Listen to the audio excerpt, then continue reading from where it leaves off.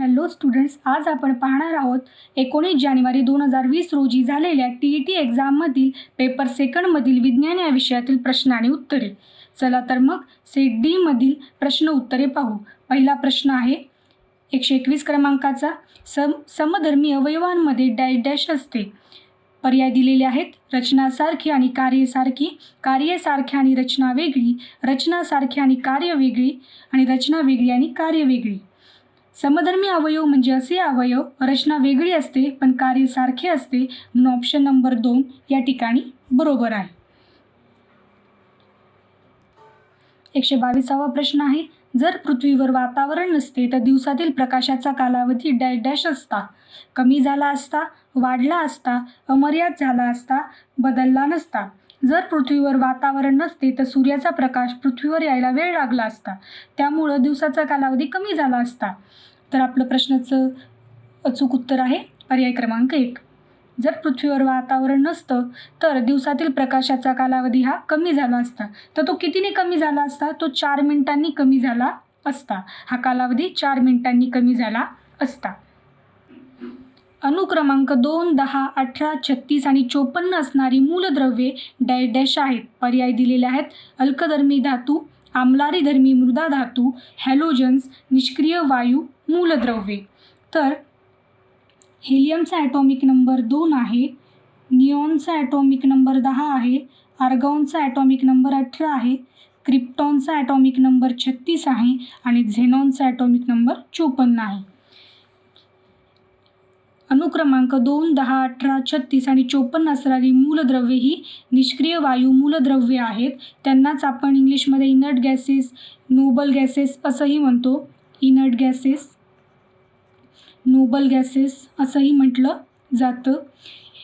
या सर्व एलिमेंट्सला पिरियॉडिक टेबलमध्ये शेवटच्या गटामध्ये ठेवलेलं आहे. या गटाला निष्क्रिय वायूंचा गण असंही म्हणतात. ह्या वायूंची जी शेवटची कक्षा पूर्णपणे भरलेली असते इलेक्ट्रॉननी, त्यामुळे यांना निष्क्रिय वायू म्हणतात. किण्वाचे प्रजनन हे डॅश डॅश पद्धतीने होते. खंडीभवन, कलिकायन, द्विविभाजन, बहुविभाजन. किण्व म्हणजे काय असतं? तर किण्व म्हणजे ईस्ट. ईस्टचे प्रजनन हे बडिंग प्रोसेसने होते. बडिंग प्रोसेस म्हणजे कलिकायन पद्धतीने होते. आपला ऑप्शन आहे 2 कलिकायन. Yeast is reproduce by budding process. एक दगड इमारतीच्या छतावरून खाली सोडला व तो 1 सेकंदात तळाशी पोहोचला. त्या इमारतीची उंची किती? 9.8 मीटर, 19.6 मीटर, 12 मीटर, 4.9 मीटर. आपल्याला या उदाहरणामध्ये न्यूटन्स लॉ ऑफ मोशन वापरावा लागेल. न्यूटन्स लॉ ऑफ म्हणजेच गतीचा नियम वापरावा लागेल. न्यूटन्सचा गतिविषयक दुसरा नियम वापरावा लागेल. त्याचं जे दुसरा नियम आहे त्याचे समीकरण आपल्याला इथे वापरावं लागेल. S = ut + 1/2 at². हे त्याचं इक्वेशन आहे. इथे टी काय घेणार आपण? 1 सेकंद. इथे टी घेणार 1 सेकंद. एची किंमत काय घेणार? G = 9.8.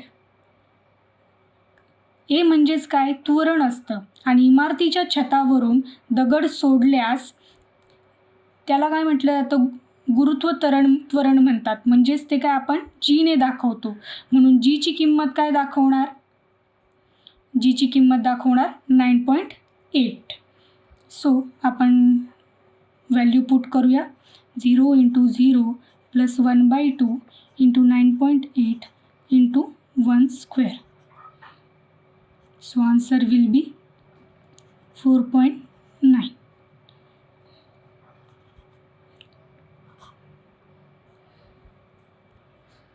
खालीलपैकी सहज संयुग कोणते? साखर, मीठ, कॅल्शियम क्लोराईड किंवा magnesium oxide.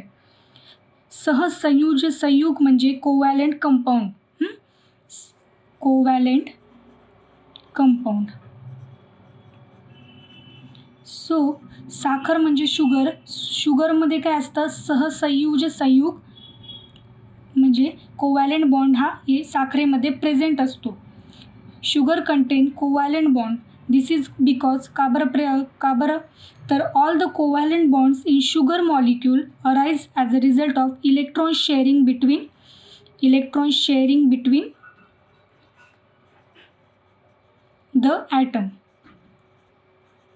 Electron sharing between the atoms. CaCl2 मध्ये आयोनिक बॉन्ड प्रेझेंट असतो.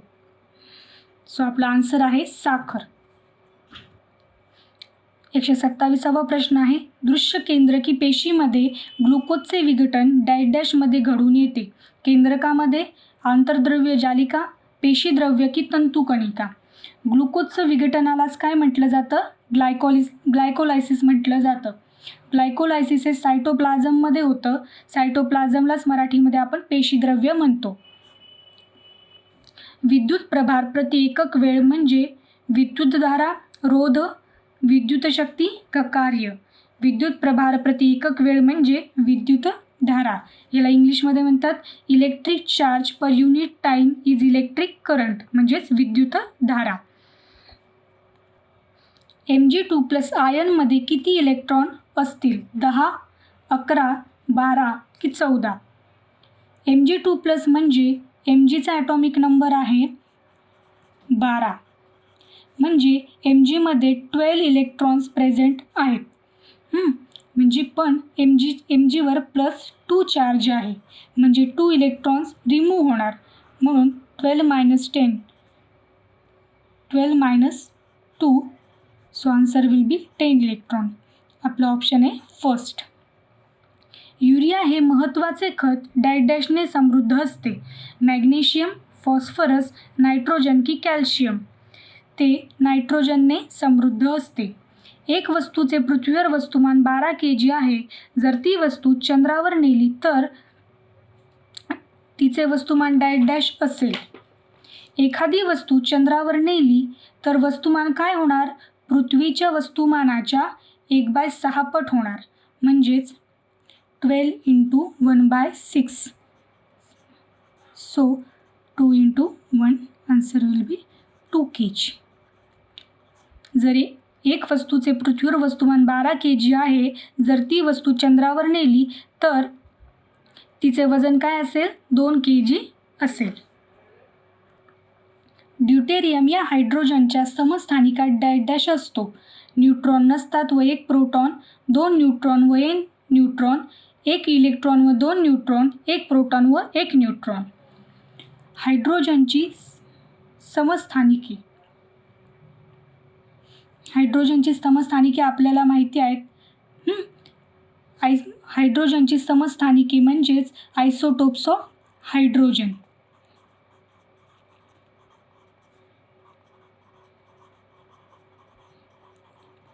आपल्याला माहिती आहे आयसोटोपचे 3 आयसोटोप्स ऑफ हायड्रोजन 3 आहेत. एक आहे प्रोटोनियम, प्रोटियम, ड्यूटेरियम आणि ट्रिटियम. हे हायड्रोजनचे 3 आयसोटोप्स आहेत. या पद्धतीने ते लिहिले जातात. तर आपल्याला विचारलं आहे ड्यूटेरियममध्ये या हायड्रोजनच्या आयसोटोपमध्ये किती न्यूट्रॉन आणि किती प्रोटॉन असतात?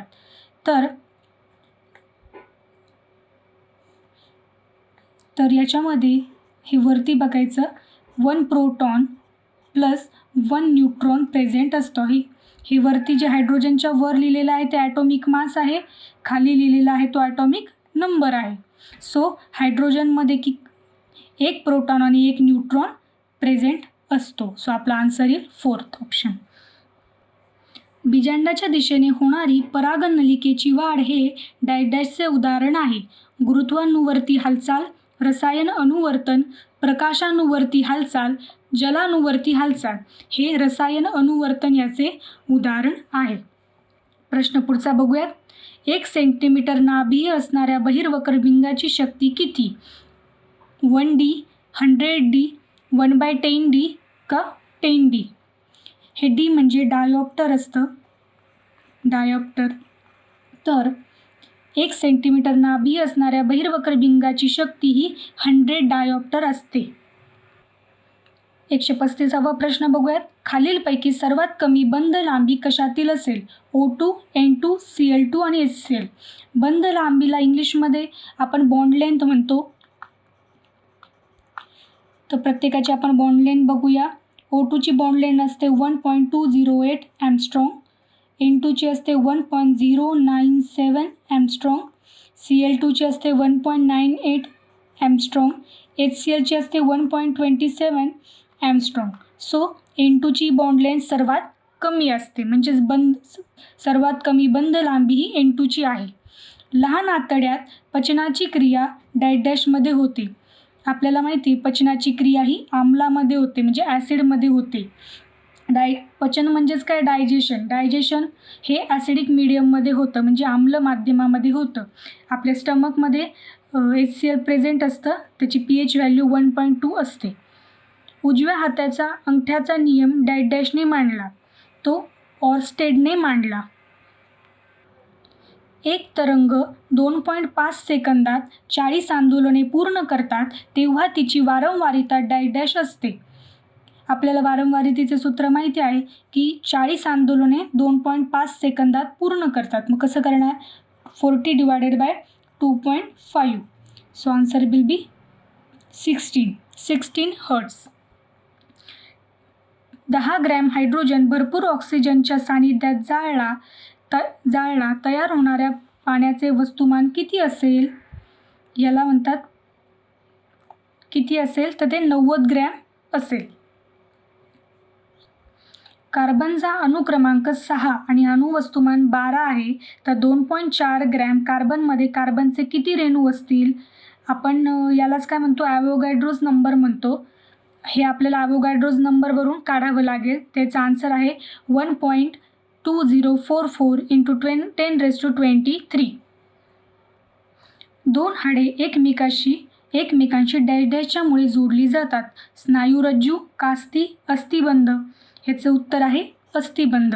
अस्थिबंधच्यामुळे जोडली जातात. 142वा प्रश्न बघूया आपण. अवश्राव्य ध्वनीची वारंवारिता डॅश असते. 20 हर्ट्जपेक्षा जास्त असते, 20 हर्ट्जपेक्षा कमी असते, 20,000 हर्ट्जपेक्षा जास्त असते, 20,000 हर्ट्ज ते 20,000 हर्ट्जच्या आत असते. तर ती 20 हर्ट्जपेक्षा कमी असते. Na2CO3 हा डॅशचा क्षार आहे. हा कशाचा क्षार आहे? Na2CO3 हा सौम्य आम्ल आणि तीव्र आम्लारीचा क्षार आहे. वीक ॲसिड आणि स्ट्रॉंग बेस यांचा तो क्षार आहे. 144वा प्रश्न बघूया. खालील वानावृत्त बीजी वनस्पतीपैकी कशाला जिवंत जीवाश्म असे म्हणतात? याचं उत्तर आहे जिंगो. हा प्रश्न TET एक्झाममध्ये बरेच वेळा विचारला गेलेला आहे. जिवंत जीवाश्म म्हणजेच काय म्हटलं जातं त्याला? Living fossils.